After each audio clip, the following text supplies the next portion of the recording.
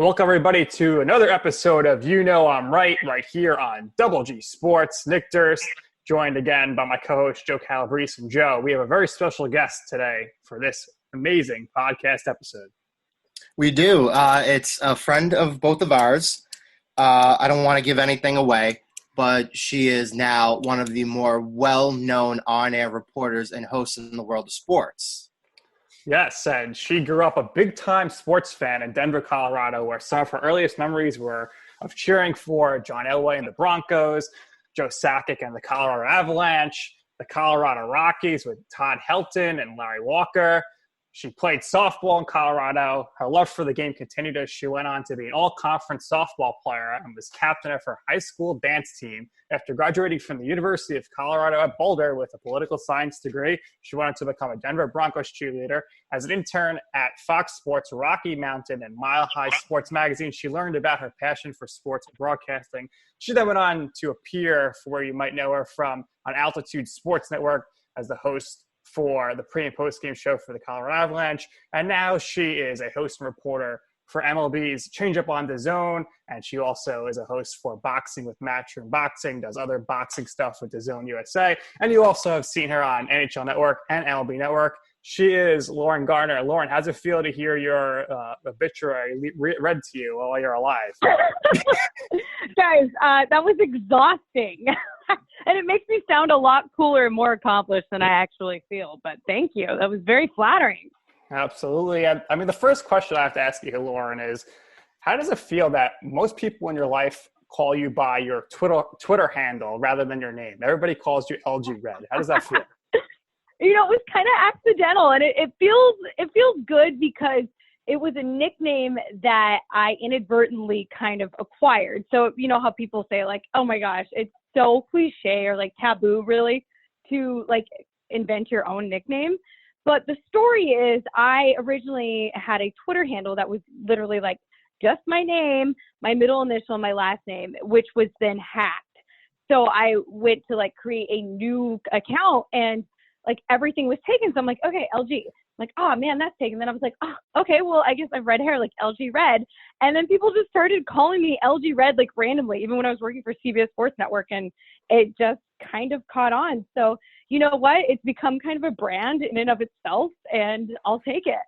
Yeah, it certainly suits you. So, you know, just hopefully you don't ever go gray or decide to dye your hair, because that would just be a PR nightmare. And the other Gray doesn't really have the same ring. LG Gray. And the other kind of bit scandalous thing here with you is that your Uber rating is only a 4.93. Why is it not a 5? And Joe, you know a lot about Uber. You take a lot of Ubers down the Jersey Shore during the summer. Unfortunately. Joe, I'm sure you're enjoying that Jersey Shore life. Yeah, I mean, I can't believe, you know, that salacious detail has been put out there that I actually put in my own Twitter bio. I don't know. It since dropped by, I think, 1/100th of a point.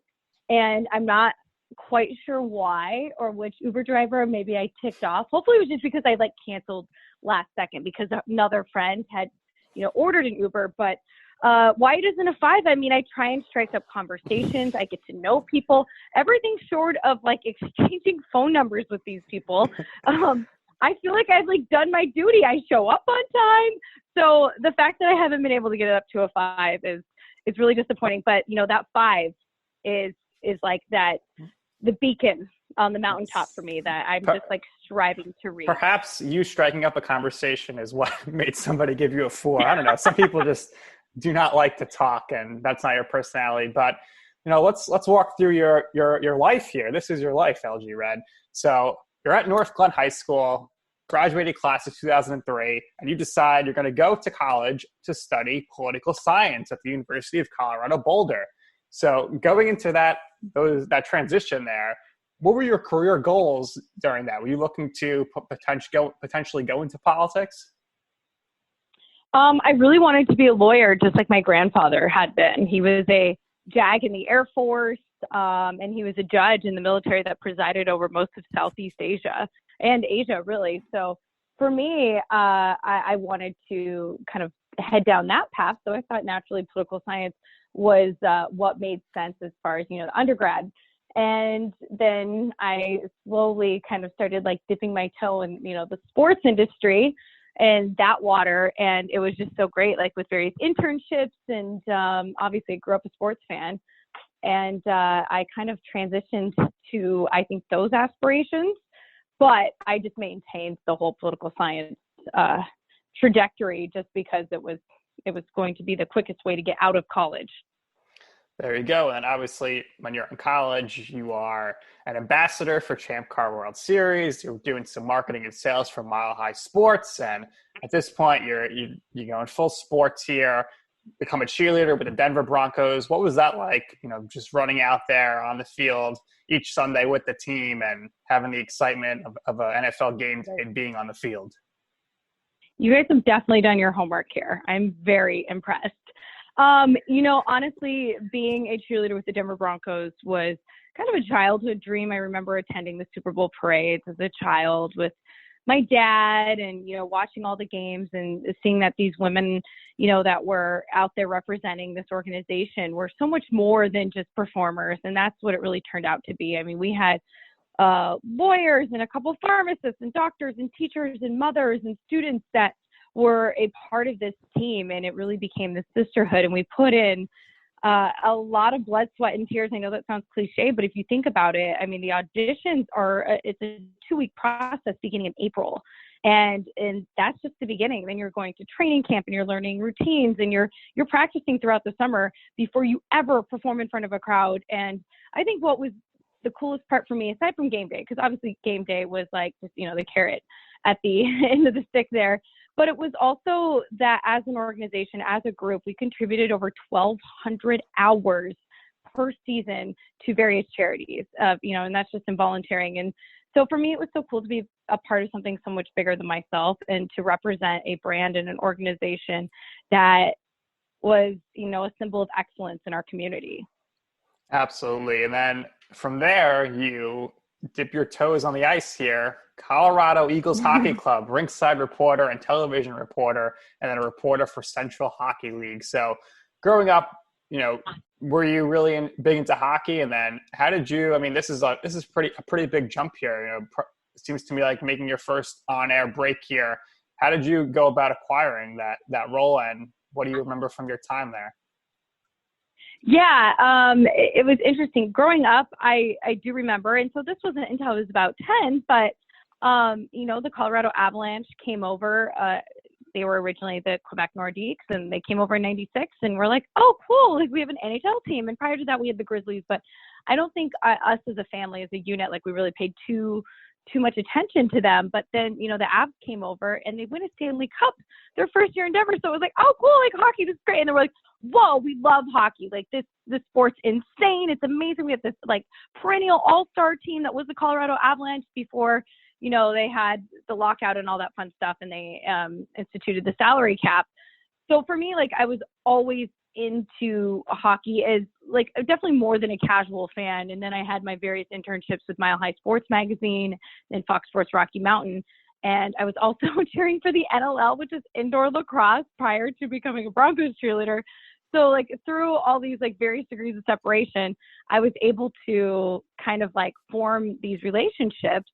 And I finally got to the point where I was able to get a little bit of on-camera footage. You're building up that reel and that body of work.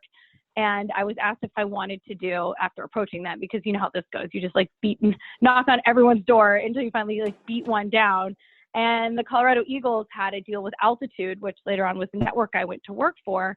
And they did like a handful of games on their networks where their reporters were usually off, like working on the Avs or the Nuggets, which were obviously the rights holders for both of those packages.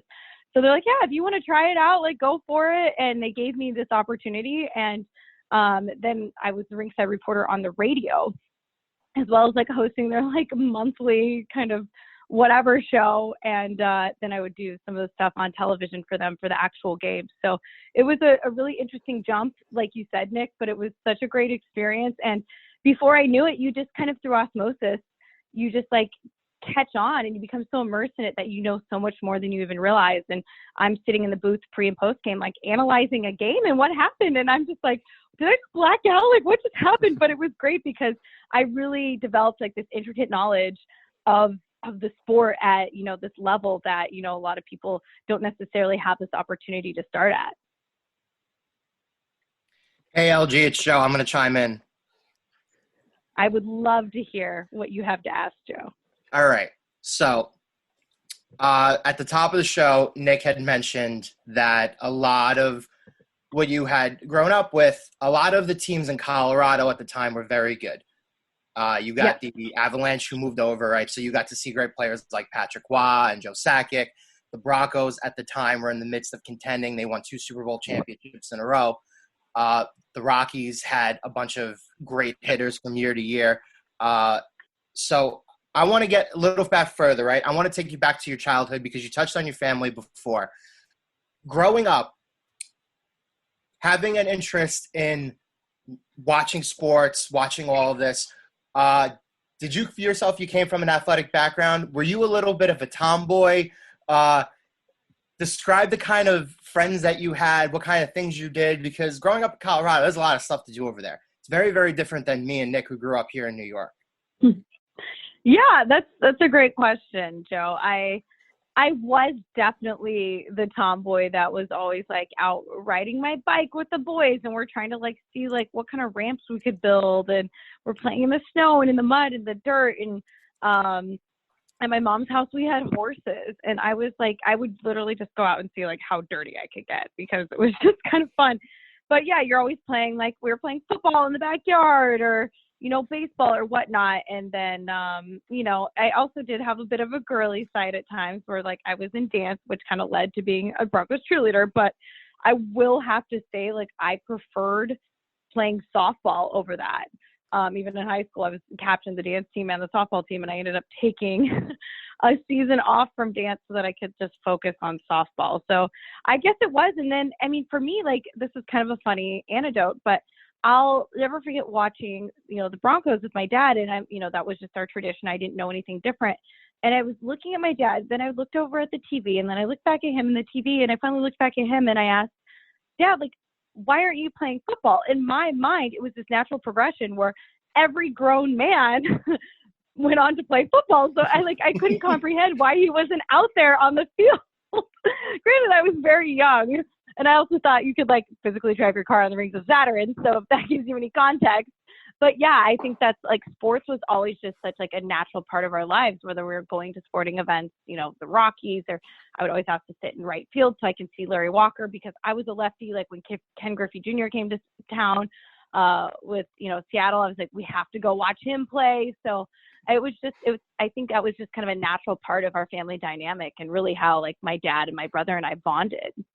So, growing up in Colorado and being a big Colorado sports fan, for you, your family, your friends, the whole community, what was crazier, 2007 Colorado Rockies Rocktober or Tebow time in 2015? Oh, that's a tough one. I mean, it is kind of apples to oranges, but as far as what was crazier, I wasn't physically living in Denver in 2015, but I know that like Tebow Mania was nuts. He published his own book that came out like while he was playing for the team. People loved him. Obviously, he won like the crazy playoff game that was like so improbable, if not impossible. But I think it was still Rocktober because of the run they had to go on and because of the success that they experienced. And then I went in and actually worked for the Rockies like 2 seasons after. And I remember all the walk-off victories they had there. And they would come back from like 9-run deficits because anything, as you guys know, can happen at Coors Field. It's obviously not a pitcher's ballpark. So I think the excitement of that was, I think, if you look at it from like that 30,000 foot perspective, I think that was more exciting than the Tebow time. But again, like it's close. It's very close. It's Tebow time all the time, and we wish New York Mets prospect Tim Tebow though? all the best. So let me ask, do you have one of his jerseys? I have his Denver Broncos jersey. You do? I do. How did I not know that? Who's on it? I have a Tim Tebow Denver Broncos jersey. So you have a Tebow. Oh, wow. Okay. So my mom has like a figurine of Tebow, and she refers to him as Tim. Tim. Okay. Well, I'm a big Tim fan since he's on my New York Mets now. So wishing him all the best of luck. And hopefully one day we see him play Coors Field because he could definitely